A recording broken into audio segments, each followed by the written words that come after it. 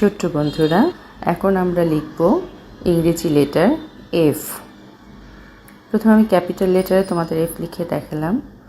এখন small letter F, এগুলো কিন্তু একদম স্ট্রেট করে লিখতে হবে। এখন আমি তোমাদেরকে কার্সিভে এফ লিখে দেখাচ্ছি। দেখো কার্সিভের এফ। তোমরা যারা কার্সিভে লিখতে চাও তারা দেখতে পারো। এটা হচ্ছে কার্সিভের small F, F for friend. তো আমরা এখন ব্লক লেটারে ফ্রেন্ড লিখছি। F R I E N D, friend. Okay, এখন আমি কার্সিভে তোমাদেরকে ফ্রেন্ড লিখে দেখাচ্ছি। F R I E